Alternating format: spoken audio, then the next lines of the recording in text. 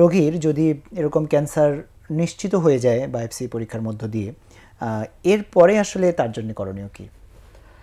এই ধাপটা আসলেই বেশ জটিল।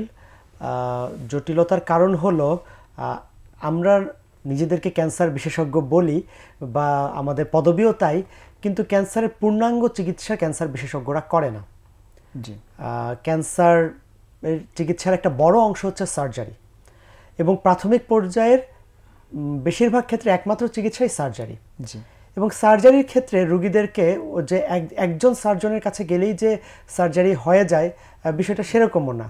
নাক কান গলার ক্যান্সার হলে নাক কান গলা বিশেষজ্ঞর কাছে যেতে হয়, মুখ গহ্বরের ক্যান্সার হলে ওরাল অ্যান্ড ম্যাক্সিলোফেশিয়াল সার্জনের কাছে যেতে হয়, ফুসফুসের ক্যান্সার থোরাসিক সার্জনের কাছে যেতে হয়, হাড়ের ক্যান্সার অর্থোপেডিশিয়ানের কাছে যেতে হয়, স্ত্রী জননাঙ্গের ক্যান্সার গাইনোকোলজিস্ট বা গাইনি অনকোলজিস্টের কাছে যেতে হয়।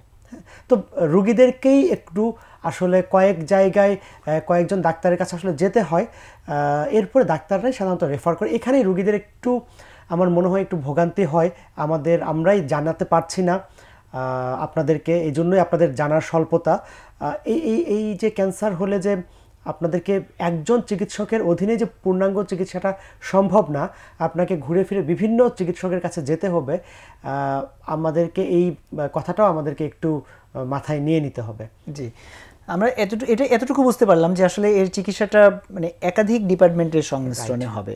যদি সার্জারি দরকার হয় তাহলে সার্জারির যে ফ্যাকাল্টির সঙ্গে বা যে মানে বিভাগের সঙ্গে জড়িত হবে সেখানে সার্জারি হয়ে আবার সেই পেশেন্টের তো ক্যান্সার বিভাগের কেমোথেরাপি, রেডিওথেরাপি প্রয়োজনীয় সেটা হতে পারে। তবে এক এক রোগীর ক্ষেত্রে চিকিৎসার ধরন এক এক রকম আপনারা সেট করে থাকেন।